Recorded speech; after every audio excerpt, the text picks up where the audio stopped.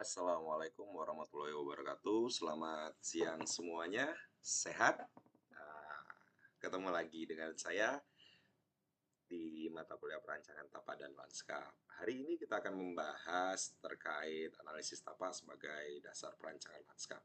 Namun sebelum memulai perkuliahan kita pada kali ini, ah, akan lebih baik kalau kita memulainya dengan berdoa terlebih dahulu. Berdoa dimulai.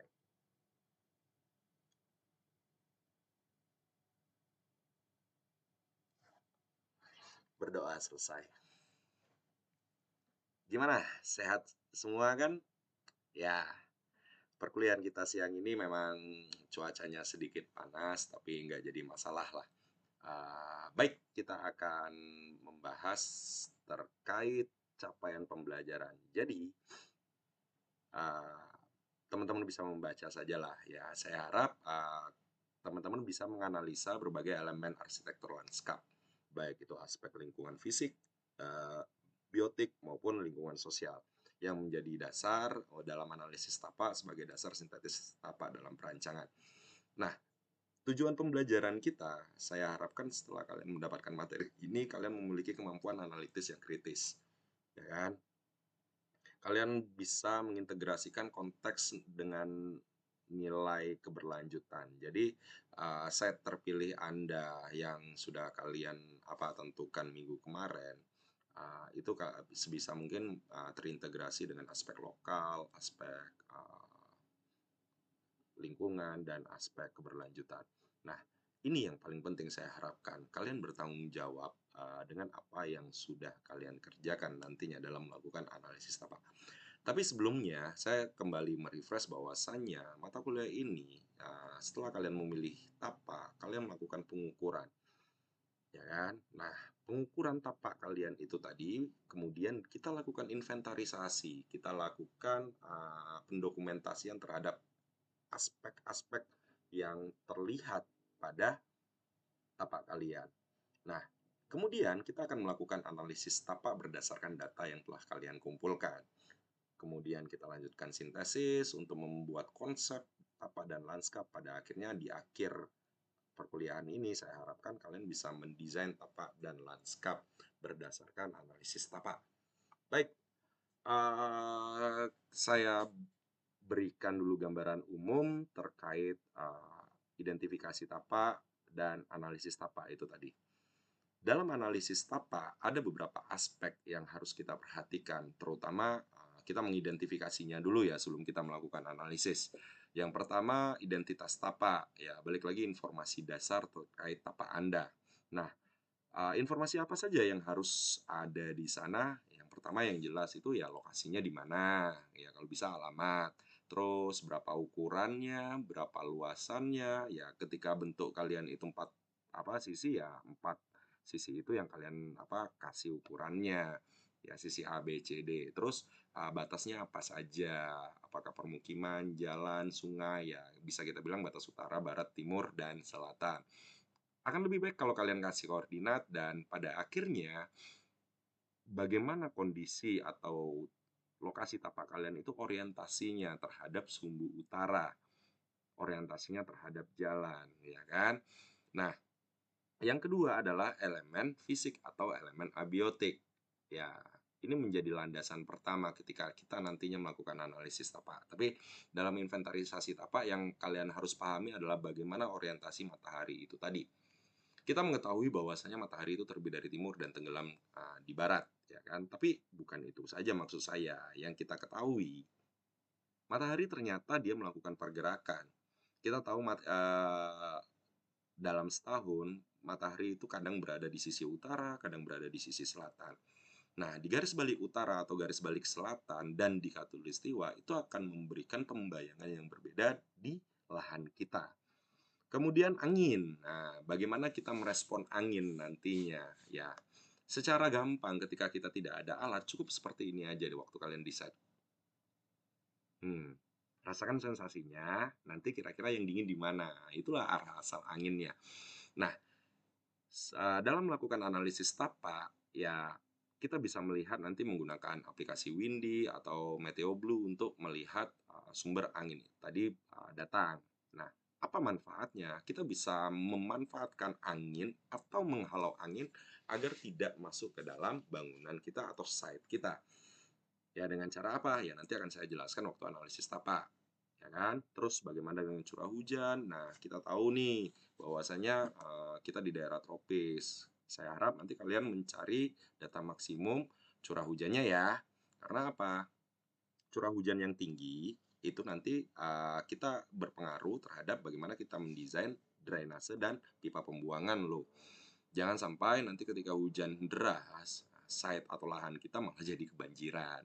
Nah, terus terkait topografi, tidak semua lahan itu datar. Ada yang memiliki kontur, konturnya itu mulai dari landai, sedang sampai curam. Nah, bagaimana kita merespon itu tadi ya kan? Kira-kira saja ketika kalian melihat ke site kalian di titik paling tinggi dan titik paling rendah itu selisihnya berapa, atau nanti kalian menggunakan Google Earth atau aplikasi lainnya untuk mengecek topografi itu tadi. Terkait hidrologi, ini balik lagi ke siklus air, tapi bukan itu maksudnya. Kita sambungkan ke topografi dan kontur, bagaimana di lahan kalian aliran air itu terjadi, di mana titik terendahnya, bagaimana aliran air nanti ketika site Anda atau lahan kalian lebih rendah daripada jalan, ya, bagaimana kalian meresponnya. Terus balik-balik lagi faktor kebisingan. Nah, bukan hanya jalan tapi lingkungan sekitar yang bisa mempengaruhi atau menyebabkan kebisingan. Dari situ tadi ada yang mau ditanyakan nggak? Oke, kita lanjutkan lagi. Vegetasi ini yang paling penting. Biasanya ketika kita mendesain lahan yang tadinya hijau berubah gundul semua jadi lahan sepak bola, kayak lapangan sepak bola. Karena apa? Kita tidak melakukan identifikasi terhadap vegetasi. Nah, dengan Google, sekarang ada Google Lens, kalian bisa mengecek apa nama pohon itu, jenis pohonnya, terus di mana lokasinya itu kalian nanti petakan, ya kan? Diameter dan tingginya itu kira-kira aja, maksudnya nggak usah ukur, tapi maksudnya rendah, sedang, atau tinggi, ya. Nanti akan kita bahas itu nanti. Terus fauna. Nah, karena beberapa tempat itu lahan kosong atau lahan yang akan dilakukan analisis masih sering terjadi perlintasan satwa. Kalau kalian bisa saja di daerah perkotaan itu apakah melihat tikus, serangga, atau bahkan reptil, ya kan? Nah, ini yang paling menarik nih, fitur lingkungan. Lahan kalian itu termasuk jenis apa sih? Tanah biasakah yang memiliki empang atau genangan di sana di sebelah sungai, atau tanah kalian rawa atau dekat rawa maksud saya, ada nggak batu besar di sana, atau ada nggak kayu yang mati melintang di sana, yang kayu pohon yang roboh itu tadi. Nah, elemen biotik itu menjadi elemen yang penting karena apa? Dia mempengaruhi lingkungan, terutama menurunkan suhu. Jadi dengan adanya pohon itu bisa mengurangi sekitar 2 sampai 3 derajat suhu di sekitar daripada lingkungan luar. Nah, balik-balik lagi elemen culture atau sosial budaya. Jadi tidak hanya aktivitas fisik aja, tapi aktivitas manusia yang kita kaji nantinya ya. Kita lihat bagaimana sirkulasi yang ada, baik itu jalan maupun lalu lintas. Jadi kalian melihat pola pergerakan lalu lintas di situ ramai atau tidak, bukan sampai ke berapa jumlah kendaraan roda 4 atau motor per menit atau per jamnya, nggak usah. Tapi dari situ bisa kelihatan kapan berpotensi menjadi macet. Terus aktivitas apa yang terjadi di sana? Apakah kalau sore di situ tempat nongkrongnya mamang bakso bakar atau bagaimana? Nah, balik-balik lagi nilai sejarah ketika site kalian itu berada di area heritage itu menjadi penting karena apa? Bisa saja jadi tapak kalian itu berdekatan dengan bangunan sejarah atau bangunan tua yang memiliki value lebih. Nah, di sisi lain ada faktor kebisingan yang menjadi bagian dari culture, bukan hanya biotik itu tadi ya. Contoh ketika tanah kalian dekat dengan tempat apa ya, bengkel atau apapun yang menimbulkan suara bising itu tadi. Nah, itu kan balik lagi terhadap aktivitas. Terakhir, ada elemen utilitas atau infrastruktur lingkungan. Nah, di sana beberapa elemen terkait listrik, sumber air, telekomunikasi itu sangat berpengaruh ya. Karena apa? Keberlangsungan bangunan atau apa lanskap kalian nanti akan sangat dipengaruhi oleh hal-hal tersebut. Terutama saluran drainase, bagaimana kita mengalirkan air hujan yang berlebih itu ke jaringan lingkungan. Nah, tidak kalah pentingnya adalah street furniture berupa apa? Kursi, lampu hias, tong sampah, atau elemen-elemen pendukung lanskap lainnya yang ada di site kalian itu harus kalian apa data semua. Nah, ada aspek lain terkait pandangan itu akan kita bahas waktu analisis tapak. Nah, ketika kita melakukan analisis tapak itu, hasil dari analisis tapak itu akan menghasilkan sintesis tapak. Nah, balik lagi kita ke satu tahap sebelumnya, inventarisasi tapak yang bertujuan untuk mengungkap potensi masalah, ya kan? Apa plus dan minus dari lahan kalian atau tapak kalian sebagai dasar perancangan lanskap nantinya. Nah, tadi kita udah berbicara terkait aspek ya, ya terdiri dari informasi, aspek hardscape atau fisik, biotik atau softscape, sosial budaya, dan bahkan infrastruktur lingkungan. Lantas apa saja parameternya ya? Nah, ketika kalian melihat di situ ketersediaan dan daya dukung lahan, balik-balik lagi apa yang mau kalian bangun di sana sesuai atau tidak, ya kan? Bagaimana dengan lingkungan sekitarnya?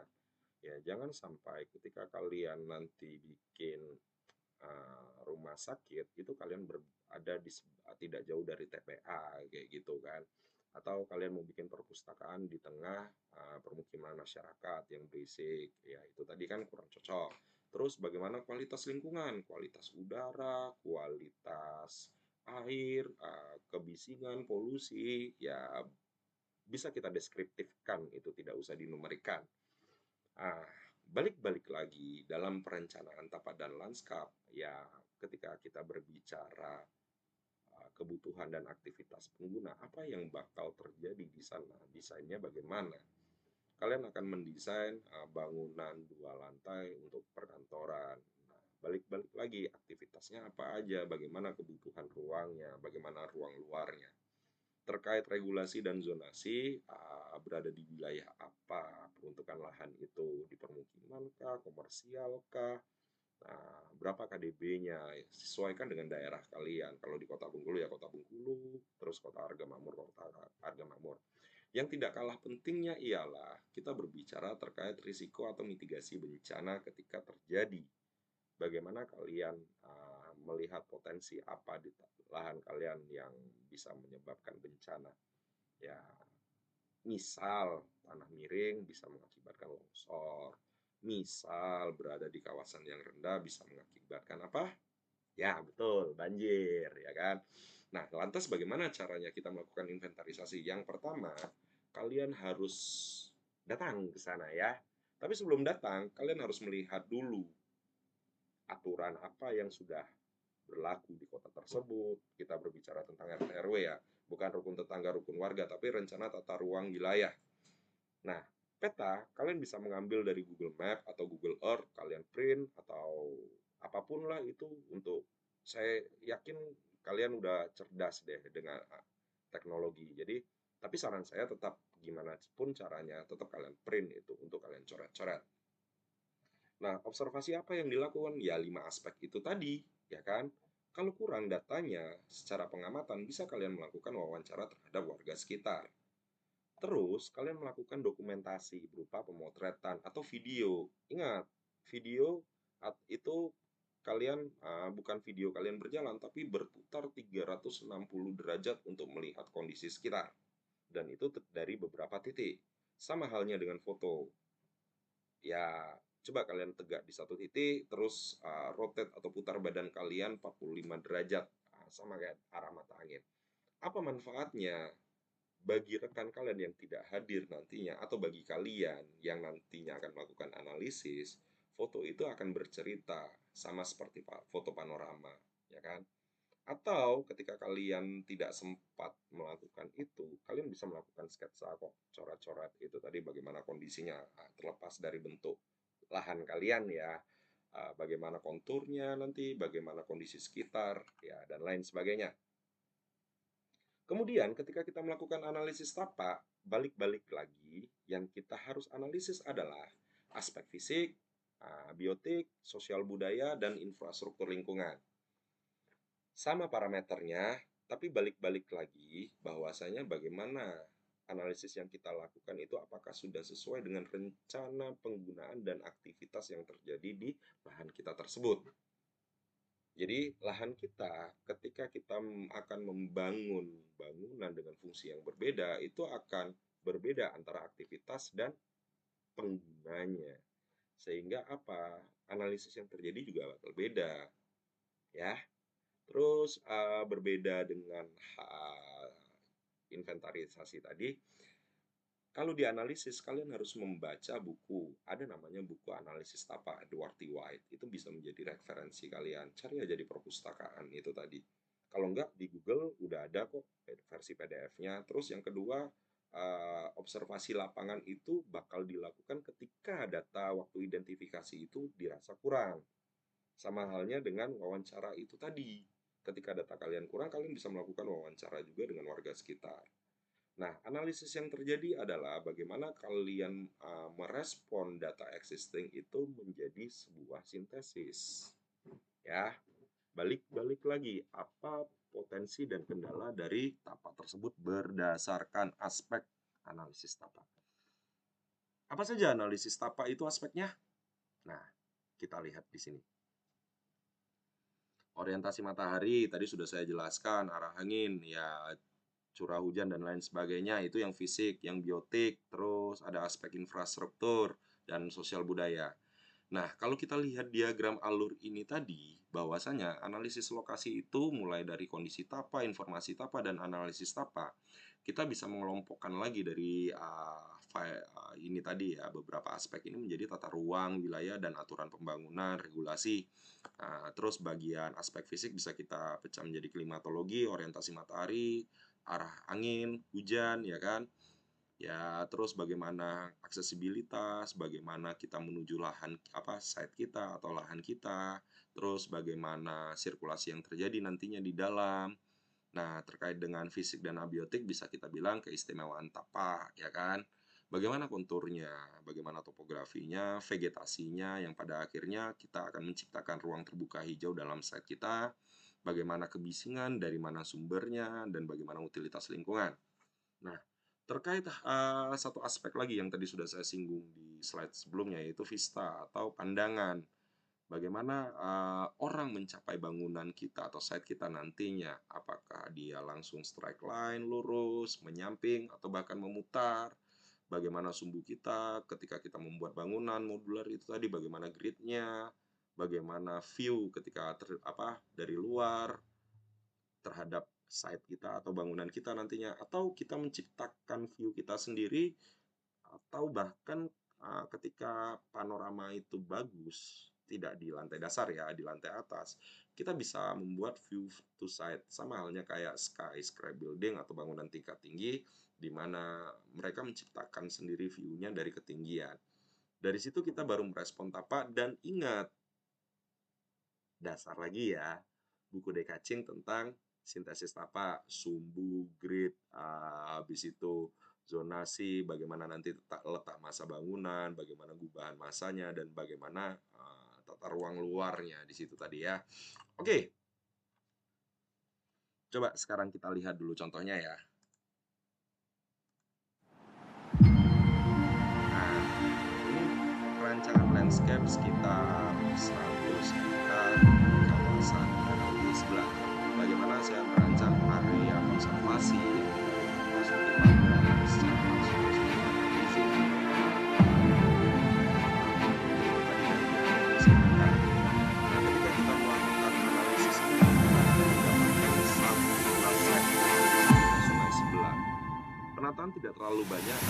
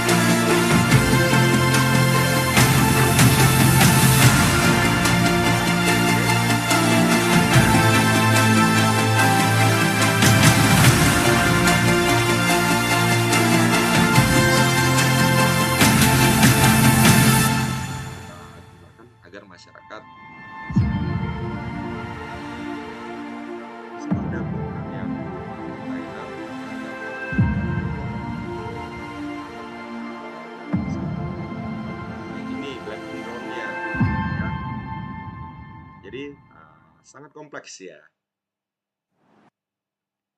Oh, saya mohon maaf. Nah, sekarang coba Anda lihat, apa yang Anda bisa lihat dari gambar ini? Ya, dilihat nih ya, hutan, ya kan? Dengan area perkebunan apa ini? Ya, anggaplah hutan lah atau tanaman monokultur berubah menjadi lahan terbuka dan berubah menjadi IKN. Pertanyaannya adalah bagaimana mereka melakukan analisis? Oke, ya, silakan dijawab.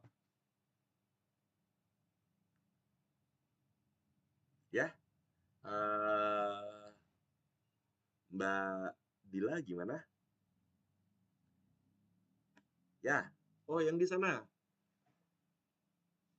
Mas Almer. Oke, Rizky, saya rasa cukup. Oke ya, jadi untuk membuat desain yang kompleks seperti ini dan indah, kita membutuhkan analisis tapa. Tanpa analisis yang baik, ya balik-balik lagi. Desain atau penataan yang terjadi akan serampangan atau bahkan membuat ruang-ruang yang negatif nanti atau tidak terpakai dengan baik. Seperti ini ada sumbu, ya kan? Bagaimana dia membaginya dalam bentuk klaster, ya kan? Berdasarkan zonasi fungsi, ekologinya tetap terjaga, ya. Nah, simpulannya adalah inventarisasi tapak itu kita melakukan identifikasi pendataan terkait elemen hardscape, softscape, dan utilitas lingkungan yang ada di lahan kita atau tapak kita. Sedangkan analisis tapak ialah kita melakukan evaluasi terhadap data yang telah kita temukan berdasarkan parameter pembentuknya, baik itu fisik, biologi, kultural yang tadi ada di slide sebelumnya. Oke, untuk minggu depan, ya kan, berdasarkan data inventarisasi tapak Anda, ya kan, lakukanlah analisis tapak, ya kan, buatlah dengan contoh format berikut. Ya, jadi gini, di sini bisa kita bilang aspeknya tadi ya, misal matahari, bagaimana kondisi existingnya, matahari itu mana arah utaramu ya, ini contoh aja ya. Ketika timurnya di sini dan terbenamnya di sini, lantas berarti kan area yang kurang baik itu di sisi barat ya.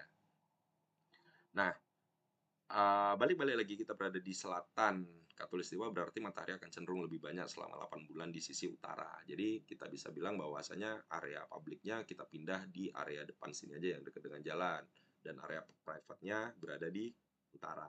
Tapi Pak, apakah area publik tidak butuh matahari? Iya, bisa butuh. Tapi kan kita bisa buka dari sisi timur dan sisi selatan dan sisi selatan baratnya juga. Itu loh maksud saya. Kalian berlakukan itu dari apa ya? Matahari, sumbu hingga nanti analisis itu tadi mitigasi bencana ya. Oke? Cukup sekian materi dari saya. Apakah ada pertanyaan kira-kira terkait materi hari ini? Ya udah, kerjain aja dulu ya tugasnya ya. Kita evaluasi minggu depan. Sebelum kita akhiri kuliah kita minggu ini, marilah kita berdoa supaya materi yang tadi telah didapat berguna untuk nanti kalian di dunia kerja. Berdoa dimulai.